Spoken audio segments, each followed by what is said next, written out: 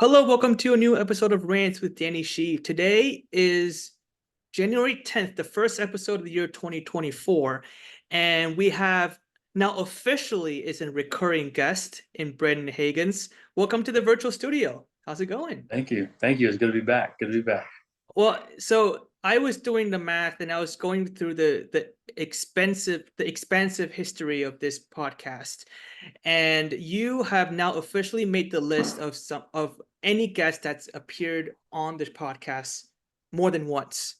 So that's, I mean, it's up there. That's an exclusive list. It's up there with the Oscars and the Golden Globes. Just want to let you know that it's a distinguishable list for sure. But last time I had you on, it was right after year one of your CPBL career with the Rakuten Monkeys. And 2 years has gone by, and a lot has happened. First, finally, we've been through the season without any COVID breaks, so that was really nice. And the Monkeys also had two, I would say, quite successful seasons, especially in the regular season. And you were a part of both of those teams.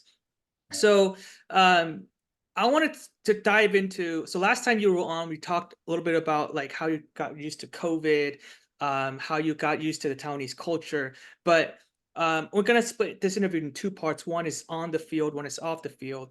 And on the field part, I want to really delve into the playoffs because that's something that's new for the CPBL. Even in 2021, there was no mandatory playoff series. So you've actually seen two versions of the playoffs, and you've been part of two new versions of this playoff. I want to talk about the playoff series first. The Monkeys was a 1-0 deficit team going into the playoff series. And then in the Taiwan series, you only hosted 2 out of the 7 games. Before I delve into those questions, I want to. Did you have much playoff experience before coming to Taiwan? So I've had a decent amount of playoff experience, whether it be in the minor leagues, in Japan, or even playing winter ball. Playing in the Caribbean series for me is just like playoffs. I mean, it's a elimination series, brackets, and going on and stuff like that. So it's the same kind of feel for that down there. So I've had quite a bit of experience in the playoff environment, as you would say. Yeah. So how do you think the Taiwanese or the CPBL playoff experience compared to those? I would definitely say that first year was confusing, and it's probably a good thing that they changed it just for the whole loophole of like lose and get in. Yeah. You definitely don't want to reward losing, and so I think the format that they changed it to is good. I would say I don't necessarily agree with the finals format where we only hosted 2 games. That seems a little bit on the unfair advantage side. But at the end of the day, like the Dragons had the best record. They won the second half. So they do get the advantage a little bit. I just thought that took it a little far, giving them the extra game. So let's delve into the first round first, because that's a very unique schedule in terms of they want to reward the best record so much that the playoff series is back to back to back to back games. Now it only went 3 this year. It could have only gone 2, but it also can go all the way to 4 games because the Lions started with a 1-0 lead. But the Lions, they are the furthest away from everybody else. And so you had to start in Tainan, travel to Taoyuan, which is in at least in Taiwan standard, that's a pretty lengthy travel. And then you go back to Tainan again the following day. It's like 72 hours that you have to travel a lot. How was that, like, logistically? How did that feel, and how did you as a ball player adjust to that? I feel like I've always kind of prided myself on the ability to travel and play. The PCL has some pretty brutal travel as far as 4 a.m. flights, playing same day, stuff like that. So, I mean, the benefit of that is you have, I mean, it's hour 45 bullet train roughly. And for us, we're not very far from the station, especially where I was living last year. So I could jump on the metro, take a 2-minute metro to the high speed, meet the team, and jump on the train and head down. The toughest part of those trips is the bus back for sure. When you play a game, get done 11 or 12, you can't catch the high speed back. So you have to get on the bus. Or if the team is willing to have you stay in the hotel and train back the next day, which typically, if we had a game the next day, that's what they would do coming out of Tainan. And so that was beneficial as well.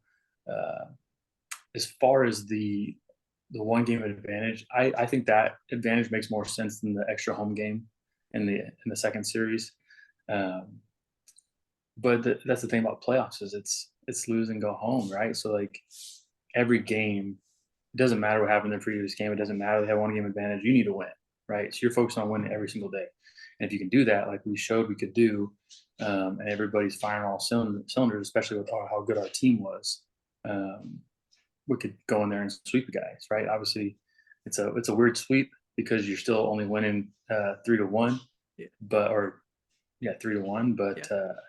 yeah, it's definitely I like that feel, the back against the wall and let's get it done. So Yeah, so I've always been curious about this, and I've always wondered if I had a chance, I would always ask this, which is in a playoff when there's multiple rounds, and in your case, you reversed sweep someone, which is not a real reverse sweep, but you kind of did, right. and you're back against the wall, you reverse sweeped, and now you're going into a next series within a week.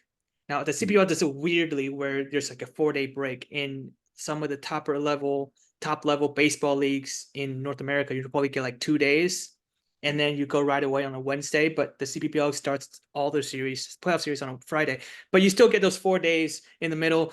What are those 4 days like between the happy or the greatness of the first series, and then all of a sudden you have to get ready for the next one? Excitement and a little bit of um, trying to keep yourself calm down because you don't want to get too anxious of like getting ready to go because you do have those days off. I'm a big fan of less days off, but I think that's partially me as a reliever and wanting to throw every day. Like I don't care, let's go, let's go, let's go. I'll throw every day. It doesn't matter. Give me the ball. Let's go. So putting the brakes on after a series like that, it can hurt the momentum a little bit. Um, but I think that we came out and showed that we were still ready to go, even though we did lose that first game with that walk off. We showed that we were there to battle and we were there to do our job. And man, that last series, that was fun. That's for sure. Yeah, and that game one went what, 14 innings, and like nobody was scoring. I will Yeah, forget exactly how many we went innings, but I remember it was a 14. very long game. Yeah, I went Um, 14, and I think that the no, was it? We had no. It was the second game went 14, right? The first game went like 12, Yeah, it was very long. Like the first something two like games, I that. remember, like I'm in Yeah. Indiana, so obviously there's a time difference. And Mhm. um as a grad student, I'm not accustomed to waking up early. But Yeah. but like I remember like waking up, and then I was like, the game is still going on, and Yeah. I put the game on. But yeah, it was, I just remember like both games being very long. Especially game one. I Yeah. remember like waking up is like the eighth inning, and then just kept on going. It kept on going. So as a Maybe. reliever, yeah, go ahead. Yeah. So yeah, maybe so if it was game one that went longer, 14, and game two was 12 or something like that. Maybe that's what it was. I'm Yeah. checking the box scores right now. Game one was 14. 14 Game two was 11. was So 11. yeah, they Okay. played. I mean, you guys played almost 35 innings, almost 36 innings worth of baseball within like a 48-hour or 36-hour period. Oh yeah, that was long. And the best benefit of it was that that trip home was only an hour. That's the benefit of not having to play against the Lions in the final series. Because I couldn't imagine being the Dragons and the Lions playing the final series. And what if it was like game two was 14 innings, and then you had to travel down to Yeah. Tainan, and then you had to play another game, and that one went 11 innings, whatever. So that shorter travel definitely helped out with that. Yeah. Um, and our relievers, man, we that final series we kind of, I mean, we kind of crushed it. Our relievers were locked in, and like I can't even remember now. I feel like I threw in every game, but I think I threw like 6 innings in those 6 or 7 innings in those 7 games, something like that. All of Look, our on the website, I'm looking at the stats. You appeared in 5 of those games through 6 and 2/3. Yeah. Yeah, so you pitch a lot, especially as back end reliever. I so I, you pitched on like in the seventh inning, game one, and then Mm. in game two, you weren't one of those people that had to wait all the way to the end to see if you were. I'm also coming on, I think. So, but I know when I was working at the league, I got to know some people that kept all the scores on the Mhm. box scores, and there was there was a 17 inning game in like game 6 of the 2009 Taiwan series. Mhm. And that went out like that was the record that you were going for. Yeah. Yeah, you guys stopped at 14, but then went all the way to 17. And so for those box scorekeepers, they work both half innings. So Yeah. every game they have one out of a 4-hour game, they have one bathroom break in like the fifth. But for Fifth inning. that particular game, uh, my senpai basically went to the restroom after the fifth inning and had to stay in the same seat for the next 12 innings. And I remember like he was just telling me about like all he wanted to do at the end of it was just to go to the restroom. Right. Which was, Yeah. yeah. I can So imagine. but I mean, as a reliever though, like you have to stay mentally locked in for the longest time, especially in Yeah. the latter half of the game. I mean, you didn't again. You appeared in relatively earlier innings, but how does a reliever adjust to that mentally wise? Like, oh, we got to go again. Oh, we got to stay ready for probably had another 20 Mhm. minutes. I have to stay ready for another 20 minutes. Yeah, it's really tough, especially for some of those relievers who are tending to come out in the early innings because if you have, a starter who gets in trouble, you got guys who are backing them up in the second, third inning, and then they're throwing in the bullpen for that second, that third, and then all of a sudden the fourth inning they're playing catch just in case, and the fifth inning they're playing catch just in case. So it's really a struggle to pay attention to how much you're throwing and how much effort you're putting into it, so you're not taxing yourself out. And that's part of what I hoped I brought to our bullpen was just kind of that veteran knowledge of, hey, it's the third inning. Like you guys need to make sure that you're easy playing catch. If they need you to get ready, you got to learn how to get ready fast, but you need to learn how to get ready fast with less throws, so you're not wearing yourself out. Because I remember there's a couple of games where I'd go out there and I'd be in the bullpen like the fourth inning, and there'd be a guy who had already thrown in the third, and in the fourth inning, now I see him throw 30 pitches in the fourth inning, and he already threw in third, and then in the fifth inning, he's playing catch. He's throwing another 20 pitches. I was like, you just threw 60 something pitches in the bullpen, and you might still have to go out to the game. You better kind of pump the brakes. So, yeah, it's definitely paying attention to um, not getting too high on your adrenaline when you're about to go in, and waiting for that call that, hey, you're in the game. Now you let that adrenaline go and get out there and do your thing. So, I wanted to ask you about how because the Dragons basically had a whole month off. Like they were one of the first teams that finished the regular season because there was Mhm. all the makeup games, but they didn't have a Yeah. lot of them. And then they Right. had to wait till the playoff series started, and then they had to wait another week. So they had a whole month off. I would imagine that was a little bit like what you experienced in 2021 when there was like a whole month and a half, 2-month break for COVID. But at the Yeah. same time, they could still work out, and they could still Mhm. work out as much as they wanted. There wasn't as much uh, unknown, I guess, with what their schedule looked like. Right. So how does like so? But you did mention that you would probably prefer playing rather than not. Yeah, I think that, like they were doing inter squads, I think, and stuff like that, staying ready. I think that was good for them. That was huge, keeping pitchers' innings up as far as their starters. Um, I know if I were to be in that break, I mean, that like 6 weeks in 2021, that break we were still throwing bull. I mean, we had I think like a week where we couldn't go to the field at first, and then we were slowly let back into the field, and we were able to throw bullpens and play catch. Um, so it's just a happy medium of wanting to throw that bullpen and stay ready and not overdoing it. Um, yeah, go for me. Like at least game, right? So like if I have to get out there and I have to practice and you have to throw bullpens every day, that's a little bit more tough because you're not getting the same adrenaline spike. You're not getting that um, competitiveness all the time. So when it's games, if we're playing games all the time, I want to go. I think that's one of the things that I hope they're going to change for the scheduling is Mondays off, but you got 6 games a week. Like Yeah. 6 games a week is how it should be, and that's would be the best schedule to have. You would knock out your games faster. You would be able to not run the season so long, not have guys worn down, maybe even cut down on some injuries. And then, like I said, it would really require teams to build a strong schedule and plan for their pitchers, for their position players, to keep everybody fresh playing those 6 games a week. So Yeah, I don't know. I think having 6 teams now makes it easier to schedule. I remember back in, so I spent the most amount of time working with the league in 2020. They had 4 teams, and it was definitely everybody had 5 games.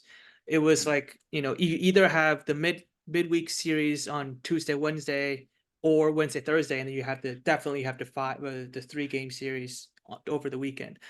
I don't know if they're going back to the same model, but I do know that the fact that there were 5 teams really screwed the schedule. Really did screw the scheduling. And from like you mentioned similar things last time you were on the show too. And I know the people that the same people that I was talking to, they're also sometimes they're asked or advised. They were asked to be advisors for the scheduling back in 2020 about like how they're gonna do it next year, and they were also like scratching their head, like they don't really know what the best way to do it, because 5 teams is really tough to schedule. But so I think there was definitely more routine. Like the weekly schedule is definitely better as a routine with 6 teams rather than 5. Yeah, but I'm interested to see how teams readjust back to a more regular schedule. And I hope that like you said, it helps with the training programs, because sometimes a team plays 3 games a week. Sometimes they play 5. Like, I don't know how one adjusts to that, especially mentally as well. You want to keep the competitive juice going. Yeah, and I think that, I mean, baseball's not easy, but having 3 games a week and being able to, if you're a team with 3 foreign starters, you run your 3 foreign starters out, and then you have nothing, and then next week you're running 3 foreign starters out again, right? Yeah. I think that having, forcing teams to play at least 5 to 6 games a week is going to be like, all right, we have to schedule our pitchers and be, understanding that we're going to have to use more guys, and we're going to have more depth. And I think the league has gotten stronger over these past few years. And I think that they're showing that depth is creeping up with the abilities of some of those younger guys stepping in. And so, yeah, I think that with the 5 teams in the league, my opinion would have been get rid of the Monday off day. That's a guarantee. And you're going to have an off day sometime during the week anyway. So that would have eased the schedule up so much. And whether it's like, Monday, nobody shows up to games and we don't make any money those days, or whatever it may be, like, it would have just been ease of schedule and would have been way better, and shorten the season. I mean, you got to think Taiwan's the longest season of all the leagues and has the least amount of teams. So it doesn't necessarily, and don't play. I mean, we only play 120 games. Yeah. So you play. I mean, Japan plays 140, 142. The States are playing 162. I'm not sure what Korea plays, but I mean, those guys are knocking out all those games in a lot shorter period of time. So I think that they can do some things to help that schedule for sure. But we'll see how it plays out. Yeah, having the Monday off, when I was working with the league, I loved it because I can schedule my week. But I understand that as like a ball player, like especially like you said, by like November, there's no reason why CPBL is still going on when the World Series is over and they start almost 3 weeks after you, and they play like 42 games more per team, Right. and they have like 3 rounds of playoffs rather than 2. So, Right. so yeah, I wonder. Like, I think that also might go into some of the labor rights, because that was always my theory. I never really confronted with anybody, but since theoretically, like, a regular worker works 5 days a week, so they have to maybe also give 5 days of, I don't know. I don't know how that works at all, but But we're still practicing on that other day. yeah, I don't I'm very, I Yeah. don't know. Yeah. So yeah, if any of the league people listening to this, I guess I have to clip it now and send it to them like, hey, Bradin Hagens says you should play on Mondays. Based on your experience too, like do players in Taiwan agree to that, where like they want to play on Mondays, they don't really want that Monday off? Yeah, I think that I think sometimes during the season you just get sometimes you get tired of practice. You know, like you have all of spring training to practice, and some of these young guys too, especially teams are making them show up in January, right? Like there's probably some guys who are already training out there for sure. They were playing in the fall league or the winter league, whatever they had, and they're going right into it and they're continuously going, and they're doing more practice than they are games. That it comes a point where you're like, okay, I might need to work on some things, but you can always work on things on game day too, right? That's what BP is for. That's what catch play is for. You can throw a couple of short pitches off the mound, which is what I'll do if I want to work on something. I'll just go in, throw some pitches off the mound pregame, and do it that way. So I think there comes a time where you're just like you're going to the field for sometimes an hour, 2 hours, depending on especially as a pitcher, because what can we do, right? Like if I'm throwing every single day and I'm not competitive, I'm not getting ready for a game, I don't want to go in and blow it out and get ready for a game on a day where I don't need to. So I'm in there for, 30 minutes for catch. And then if it's not a workout day for me, then I'm not going to work out. So I might run, might get a little bit of treatment. I'm out of there in an hour to 2 hours. Um, and which is nice, but it's not a true off day. And I just knock out a game and shorten the season, and I'll have a bigger off season, right? But yeah, I think that it's as far as foreign players go, I think we would rather just go for local guys. I think that they would rather go. Most of them would like to just go to um, and create more of like a scheduled off day where Monday is off every time, and the rest of the week is games. You don't have to worry about a practice because then then you'll schedule in an off day for a guy instead of worrying about the off day where it's just a practice day. So overall, if you look at your 2023 season, like you give yourself a grade, Hmm. how would you grade yourself? I give myself 2 grades. I'll give myself an A plus for the first half, and I would give myself an A plus for the finish, and I'd give myself like a C right there in the middle. Just wasn't the best middle of the season. Um, I feel like some things were out of my control. I feel like it could have been better, but at the same time, it looks worse on paper than it was going back and looking at it. I mean, look at some of the games where even like the biggest game I always remember is that Lions game, right, where we gave up the 5 and I got the law, or we got the loss and all that stuff. Like Hmm. you look back at it and you had 2 infield singles, chopper over my head. You had a double play ball that was really close to being turned. You had some close pitches that weren't called strikes, and it's just like it's kind of that snowball effect. You look back at it, you're like, man, we give up 5, 6 runs, whatever it was. But you look back at the pitches and the plays, and you're like, how did those runs score, right? Like, and yeah, I think that sometimes those things get lost in just the numbers and what happened in the game versus how they happened. You look at like a hitter, right? If a hitter goes out there and he lines out 4 times, just line drives to the wall, almost a home run every time. If I'm a hitter, I'm happy with that. I'm like, man, I made really good contact. They just made good plays on me. If I'm a pitcher and I go out there and I make good pitches and they dink and dunk them through the holes, or an infielder gets a bad hop, like what can you do? Like it's out of your control. So I got to focus on what I can do. And I think sometimes outside perspective don't always see that. Um, and so I think that those would be my grades. I think that it had maybe a couple hiccups in that first little part, but it started really good for the most part. I can't even remember now. I feel like I threw in almost half the games in the first half. And I threw, as a closer, I threw in limited closing opportunities. I feel like I was I had a lot of wins. So I was throwing a lot of tie games or, down by 1 where we come back and get the win. So I was really proud of my first half and how I battled and how many games I threw. I think too, like I had 2 or 3, maybe even 4 games where I was like 1.2 or even 2 plus innings Yeah. as a closer, which is not necessarily normal, and I'm okay with it. It's something I pride myself in being able to do. So um, I was proud that I was able to do it that way.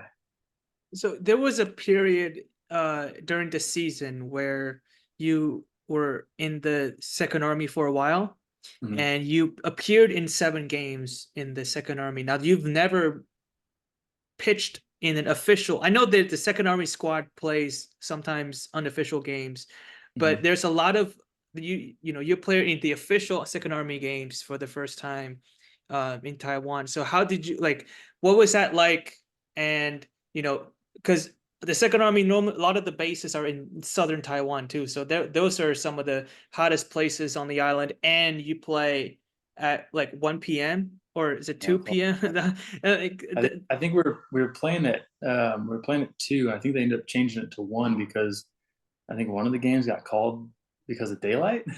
They don't turn on the light for the minor leagues, and I was like, "Wait, what's going on? We only played 8 innings. We only played Yeah. 8 innings." And I was like, "Why are we only playing 8 innings?" Like, "Yeah, they're not gonna turn the lights on, and we can't really see anymore, so we're Oh done." my god. Goodness. And I was like, Back okay." to the So then, yeah, 60s, right? It was yeah, like right. Like, oh my goodness. So, yeah, I think they bumped the time up, so they got like an extra hour of daylight. Um, but yeah, honestly, the time of the year that I was down there was definitely pretty warm. But I feel like I'm in general, I've been pretty used to that in Taiwan. Playing down in Tainan, it's so muggy and hot, and um, even going down to Taichung playing the brothers, I mean, you walk outside, you start sweating. yeah. So I don't think it didn't really affect me that much. I think I felt pretty good down there. So yeah. Gotcha. So I'm gonna segue into the second half of our interview, which is focusing more on the clubhouse, getting used to the culture, and the Taiwanese culture. There's a very important question that I have in mind, by the way, that I know it's coming, and it's the only reason. No, it's not. No. It's not the only reason I asked. I'm going to this interview, but I'm gonna save it for a little bit later. Save it for last. I want to talk about your role in the clubhouse. Um, Mhm. you're obviously you this past year you're a third year veteran, which for a foreign player that's a lot of experience Mhm. to be in the league. And uh do you now feel more comfortable, or did you become much more comfortable talking with the other pitchers in the bullpen, especially the younger pitchers who's coming in and sharing your experience and sharing your uh knowledge with them, wisdoms? Yeah, I basically tried to let them know that I'm an open book. Whatever they need, as far as if they want advice, if they want help on pitching, if they want tips on what I'm like keys and pitch types and grips and stuff like that. Like I don't really hide anything. I don't try to like be sneaky. If they have a question, they can come to me and ask me. Uh, I think that my future in baseball eventually will probably be on the coaching side of it, scouting side, or something like that. And I think that um, I want to be able to learn how to pick up different keys from other guys too, right? Like one of the best things about a coach is if they can take 3 different guys and each one of them has a different thing that they need, and that coach can identify that, but not only identify that, but also find the terminology that helps them to get that across, right? So for me, a guy that I work with, like we have keys we have talking about whether it's like feeling pressure on the side of the foot or feeling like I'm sticking my butt out at times. Like it's every little thing that we can figure out to help somebody get done what they need to get done. So I definitely, I feel like the last 2 years I was a little more like relaxed and loose than the first year that I was over in Taiwan, and I feel like I've always been kind of approachable. I'm not very, serious guy. I try not to get mad too much.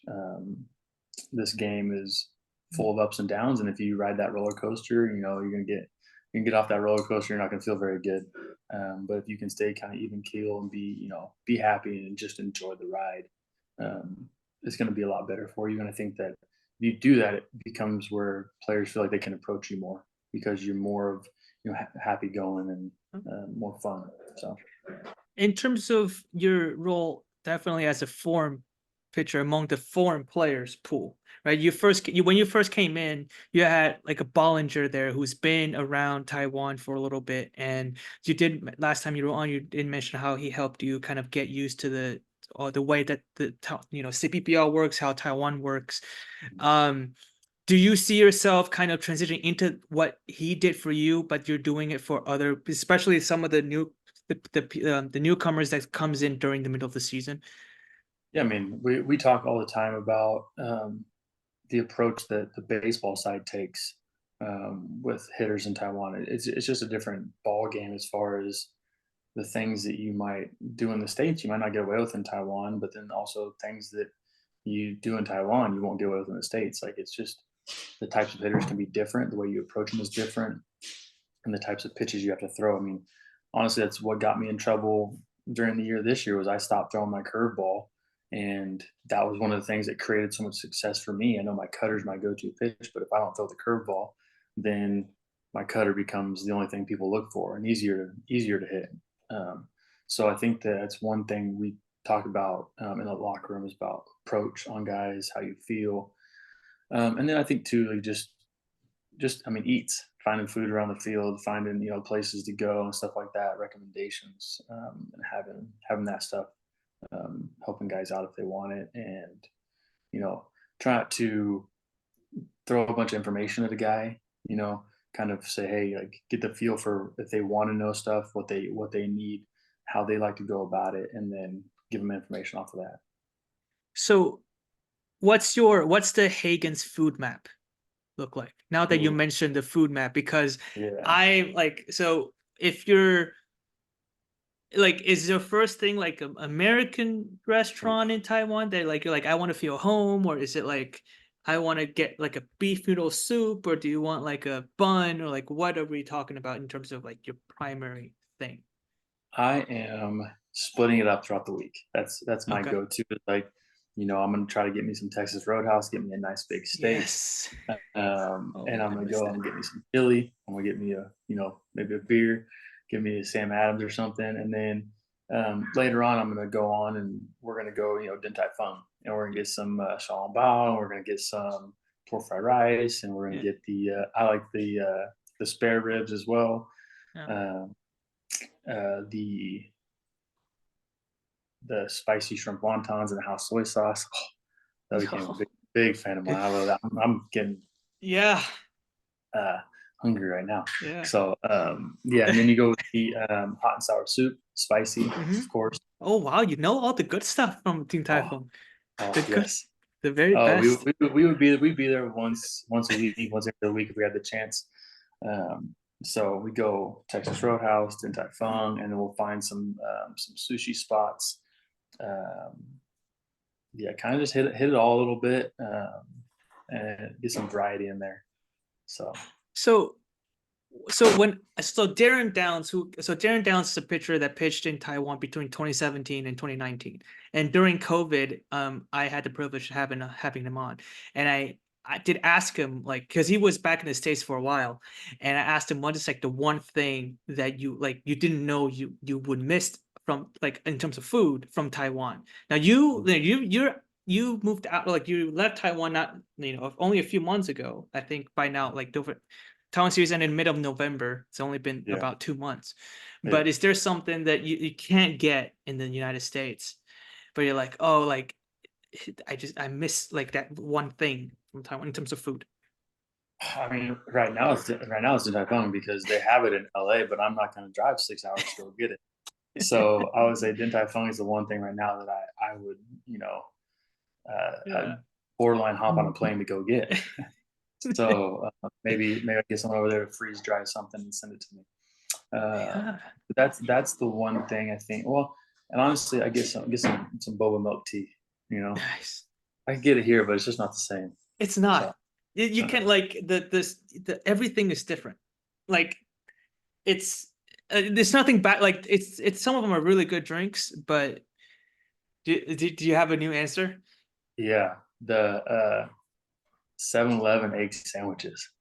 Yes, everything And you from know what? 7-Eleven. So now that we got the 7-Eleven going, Yeah. basically everything 7-Eleven. There's a Yeah. chicken Caesar wrap that I really like. Their breakfast sandwiches are good. You can get the gyoza, the pasta stickers there, and they throw in the microwave for you. Oh yeah. And then they had they didn't have them my first year. I think I might have found them towards the end of my second year, and then this last year I ate them all the time. Were packaged sandwiches that they would toast for you, and there's like a Ooh, chicken. There's like yeah. barbecue pork loin. Those are fire, and I get two of Like, those every time I hit the high speed going home. I just get two of those sandwiches and call it good. So have you tried those rice balls that like the triangular ones that they I have? do. I like those. I like the pork floss. I do like they had maybe like a chicken one that I Sure. like. Yeah. Uh, I don't do a whole lot of fish unless it's sushi. Yeah. So, but yeah, I like those too. So I'm loving this part of the interview so much. Like making me so hungry though. yeah, 7-Eleven, like the one thing about 7-Eleven I think is underrated, which is saying a lot um because there's a lot of great things about it. But their Mhm. coffees, I mean, I'm not a Starbucks person. Yeah, And Starbucks, one reason why is Starbucks is burnt. So you get better true coffee from 7-Eleven. You get that City Cafe, yes, and that's where it's at. and it's cheaper And too. it is cheaper. And I had found out later on in my 7-Eleven trips that you can get boba from 7-Eleven as well. Wait, what? They They have sell that boba. now? I think they have a coffee boba as well. Is it good? Where it's like, well, I made a mistake. I got hot one time, and it was Okay, like it tasted pretty good, but the um, boba balls were like sure. too Yeah, like sticky and chewy when I was in. It yeah. wasn't the best. So, but yeah, they're 7-Eleven in. I mean, even Family in Mart. Japan, Yeah, I was there. It was the same sort of deal where you could just get everything food wise there, yeah. and it was delicious. Segment not sponsored by the Uni-Lions. There you go.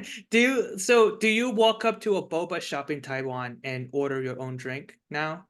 I can, not in Chinese, but I can Yeah, just use the menu to get it. yeah. Uh, but I am kind of a food panda and a Uber Eats pro, I would say. Okay.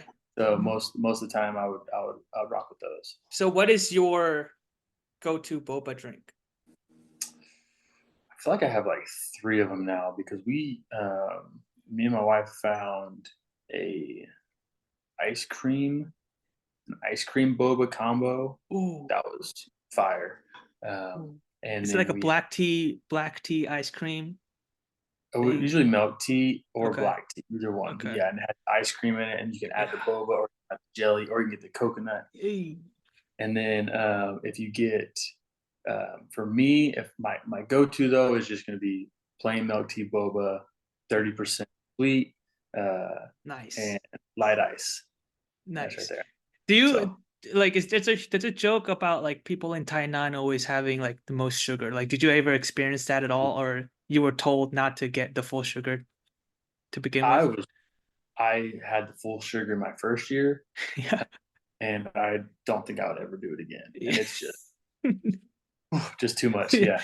So it What? was. I think it was Yeah. off of like some of the, every once in a while, like players will buy the drinks in the Mhm. clubhouse and stuff like that. I'm pretty sure I just picked one up. I saw it, Mhm. boba, I got it, and it's pretty sweet. Yeah. And I'm like, man, what is this? And like, oh, it's boba milk tea. I was like, why is it so sweet? It's like, oh, it's full sugar. I'm like, okay. So you're what? I forget. What is your daughter's name Riley, or am I getting that wrong?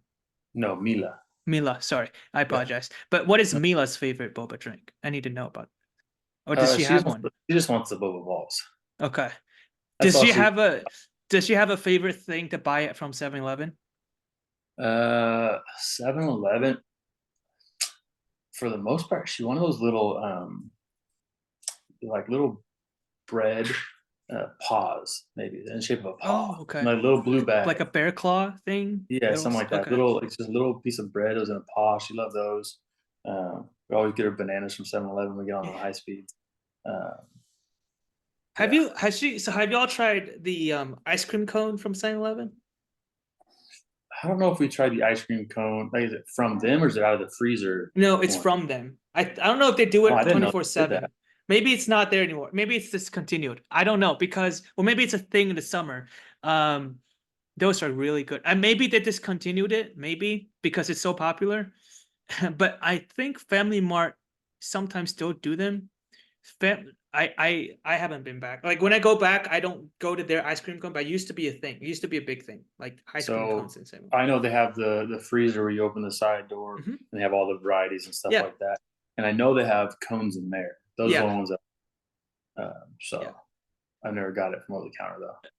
Yeah, I don't like. I don't know if they still have them, but it used to be really great. Um, in the last two seasons. Oh, before I move on though, Steak's last question of food. Oh, hey, what's her? Is it a he or her? This is whiskey. Whiskey.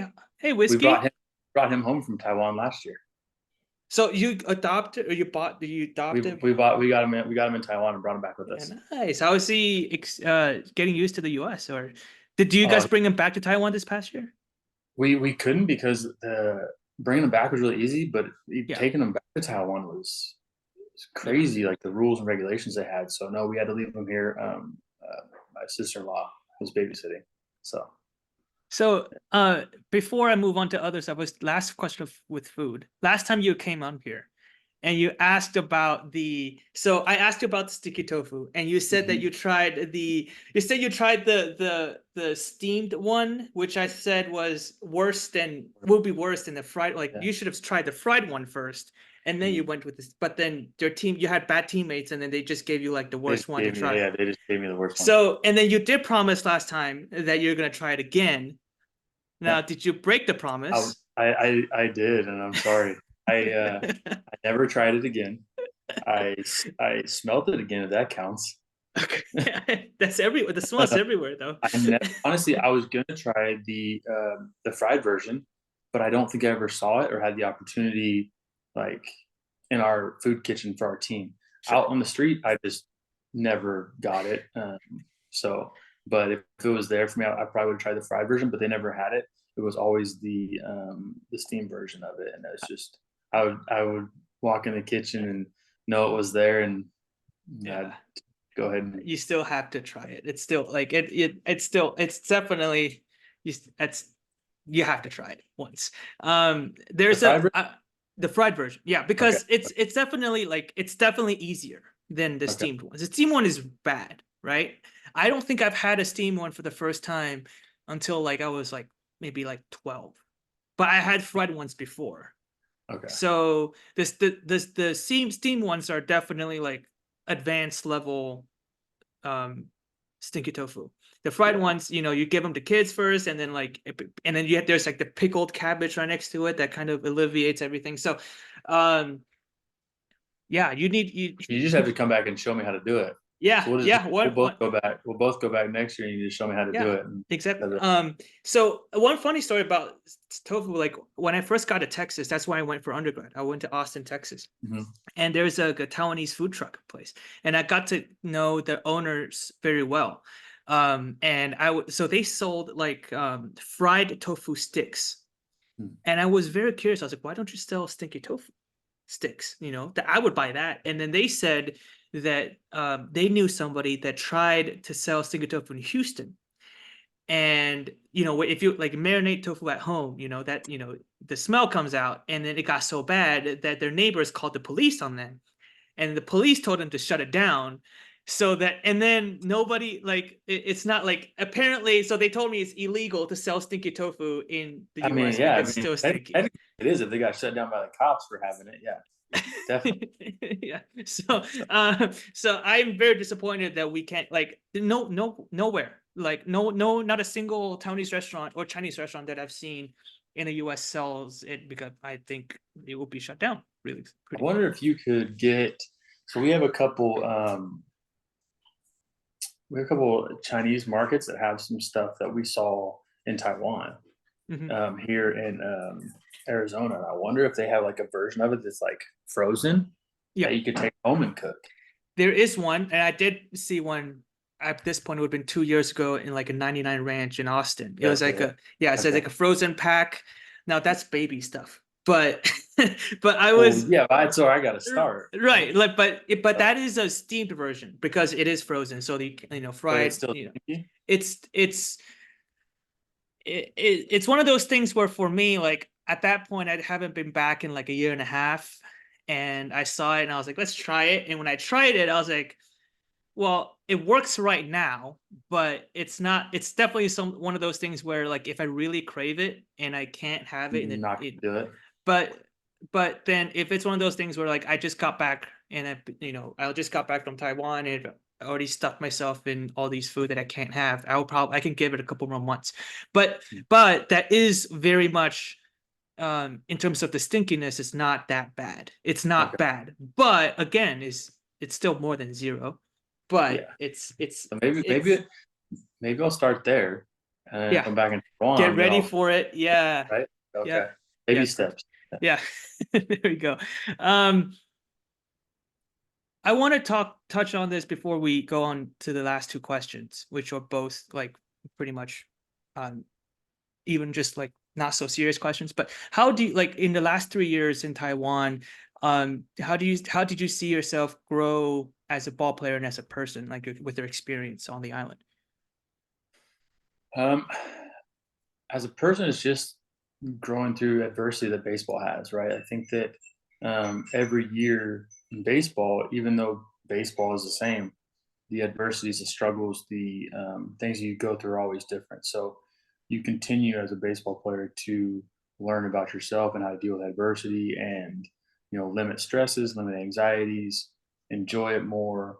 And that's probably one of the things that going back to like a younger version of me playing, I wish I would have learned sooner of how to handle some of those stresses and just enjoy the game a little bit more and not worry so much about um, what the future was going to be and try to just focus on the then and now.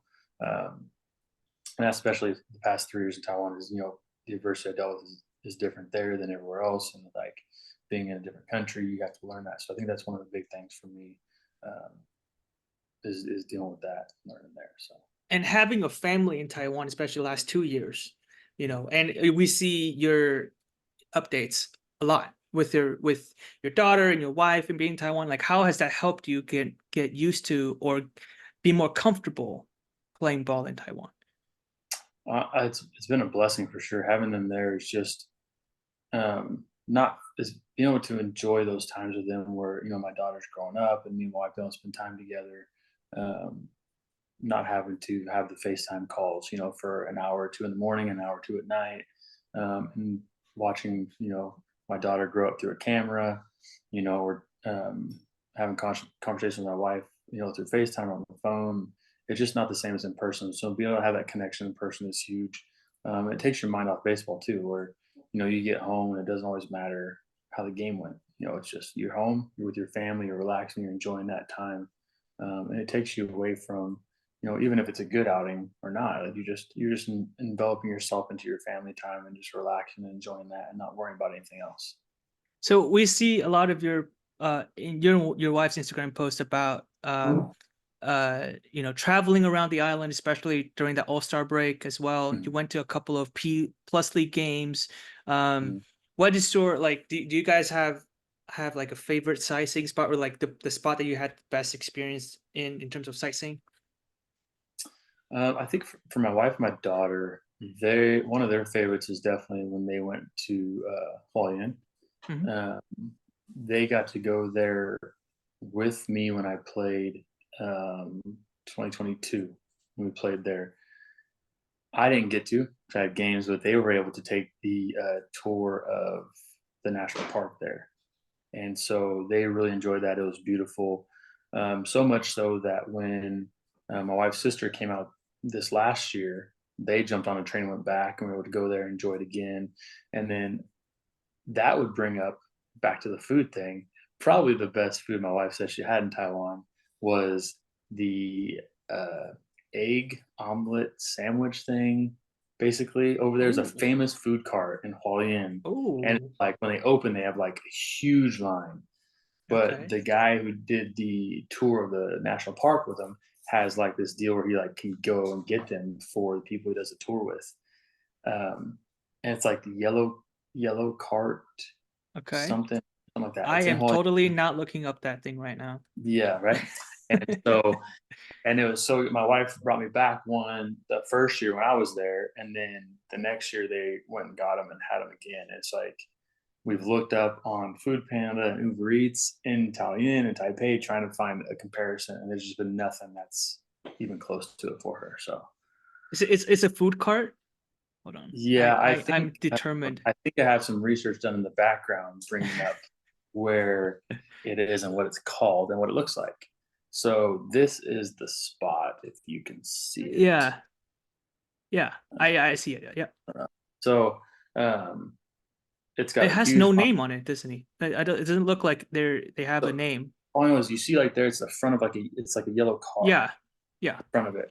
Um, I think we had it set up on the map at one point of where it was on the map. We had it saved, but at this point, I don't know if we still have it Sure. I saved. mean, But it's. Oh, I found it now. Hold on. did you?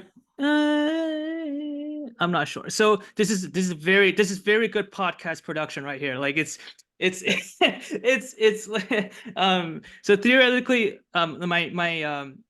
my college friends and I, we used to do this a lot when we like start talking, and then we will just be doing stuff, and then it would just be like, and then we will listen back like, this makes no sense if you're just a listener because you're not seeing like the screens and everything. Oh yeah, But yeah, yeah. yeah, That's but right. no, this is totally, yeah, this is but this is totally, I mean, this is great.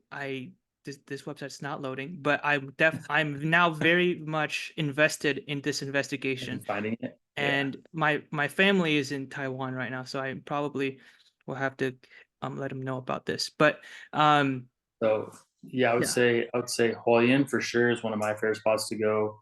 Um, and then the other one that we really enjoyed is we went over to Fulong Beach where they have the sandcastles. Hmm. Stayed there, and that was a beautiful trip for us. We really enjoyed that. And Did you try the those bento there? we did not try the bento. We went to a pizza joint. That was Oh, actually pretty good. I liked it. Just up the road from the hotel we stayed at. Um, but man, those trains, that's some of the best part of the trip is taking that train through the mountains and the beautiful down the ocean, all that stuff. Man, it's so nice. So so now talking about a totally different location. Um, this is just for my own benefit, personal mhm. benefit. I am in West Lafayette, Indiana right now, Okay. and I'm about to move out of here in about a week. I'm moving to New Jersey, but being a Hoosier for the last 18 months, and I was trying to find records of you playing the playoffs. So I was on your baseball reference page, and then Mhm. and then I didn't know, but then apparently you played in you played for a team in South Bend, Indiana. Mhm. Yeah. Um, and we just visited, my friend and I went to South Bend to see Notre Dame about a week ago. I want to hear what was your experience playing there, It was bad to Indiana. start. It was bad to start. I enjoyed my time there. I thought it was fun. I thought that the I had a bad impression to start my first game there in 2010. It Mhm. was 32 degrees and it was Yeah. raining, but it was so cold that the rain was turning into like ice as it came down. So it was like slushy. And trying to throw in that is probably the worst thing ever. Couldn't feel my hands. It was terrible. So that wasn't fun. Um, the other, I like South Bend as a city. It was fun. We'd go to Mishawaka, which is a little bit like newer area right next to it. But we didn't get a whole lot of fans there. They do a much better job now with the Cubs and Mm, the production that they do there of getting fans in. It's my old coach Mark Haley is still there in the town, and it's this old joke that he's actually the true mayor of the town. Whoever they elect, it doesn't matter. He's the mayor. He's been there for so long. He's so enveloped in the community. He does so much for them, and he's just a great guy. And he's been there forever. He was there. Like he played there. He coached there. And when they changed from the Diamondbacks to the Cubs, they kept him. He basically said, "Okay, well, I guess I'm not going to do the Diamondbacks anymore." He switched over with the Cubs and was their manager there just to stay in South Bend. Like that's what kind of pull he has there. So, mm. uh, yeah, I enjoy my time there. I'd say that I wish that the fans would have been a little bit more packed out there for Sure. my first experience in pro ball. I never got to go to a football game. I Oh, do wish I got a chance to do that. But it was fun. It was a good place to be. yeah, we went to South Bend, and we only went there for like a day, like barely even a day. We had lunch and then we toured around campus Notre Dame, and then we left. But went to South Bend, and I remember drive up from the south, and so Notre Dame is at the northern part of South Bend, I think. And so we had to go through downtown South Bend. I didn't even see a stadium there, so I didn't even know there was a team there. I know there was a team in Gary, Indiana, because there's a huge stadium in Gary, but Yeah, sorry. the Railcats, I think, right? It's an American Association team. I don't know. I have no clue. I accidentally Okay. drove through Gary, Indiana once, and I was like, I'm never gonna do this again. Yeah. Even my friend who apparently grew up in a ghetto, like a ghetto high school, he's like, we're not like this is not a great place. So I was like, and I was driving, and I was like, wait, if you're thinking this is real bad idea. So we try to get on the Skyway as quick as possible, um. But yeah, South Bend. I remember driving through downtown. I was like, "Oh, like this is not. This doesn't feel like this is I thought Notre Dame, being Notre Dame, being what it is, and Yeah. I thought it was gonna be a little bit Nicer. yeah, nice. Yeah. Yeah. So if you are the area where the stadium was a little bit older, Mm, not as nice. But if you would go kind of northeast of the stadium, it starts getting a lot nicer. The apartments we were in were pretty nice. The cool thing is we actually got to go to the bar Corby's from the movie Rudy that he goes to in the movie. It was right next to our apartment, so we got to go there and check it out. And then, but the farther northeast you go, the newer it gets, the nicer it gets, and you kind of push yourself over into Mishawaka. It's nicer yeah. and more built up and stuff like that. So Oh, well, I think I'm about to wrap up this interview. By the way, the food portion just went so much longer than I thought, I'm and so hungry. I'm so hungry. I So Yeah, on that, it's called Yellow Car it's called Yellow Fried Car. Spring, Yellow Car Fried Spring Onion Pancake, Paulian City. Yellow Car. Okay. Is it On fried Trip on pancake? TripAdvisor. Yeah. Yellow Car Fried Spring Onion Pancake. Fried spring.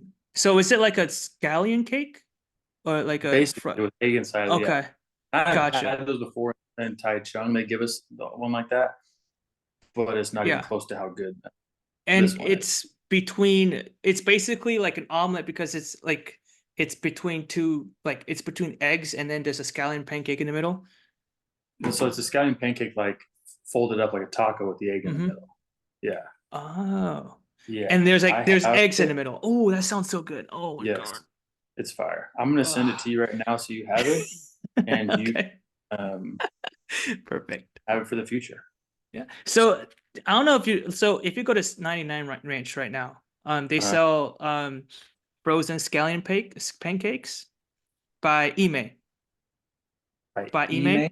Yeah, Okay. so the brand is IMEI, Okay. and that's a legit like food brand in Taiwan, and Okay. they do a lot of so they sell frozen scallion pancakes. They're if you and then they would like show you how to make them, which is like you just put it on a pan and then you just have to Yeah, heat it little oil, up. put it in and flip it back and forth. Yeah, So we actually did those for breakfast a lot in Taiwan. yeah. We So go. they do that. They sell them Yeah. here. I know, and Mhm. it's at like so. I'm in Lafayette, and we have like one of the most smallest Asian markets. But they even have them there. So I'm assuming it will be in Arizona as well. So We got a scallion pancake that we got probably one or two packages of it, and it was probably one of the best ones we've ever had as far as like being able to cook it at home and stuff. yeah, Then all of a sudden disappeared from Carrefour. It was gone. Couldn't dang. find it again the rest of the time there for probably the last 2 months of the year. It's crazy. So, but yeah, Will we see you in Taiwan again, or just to try sticky tofu?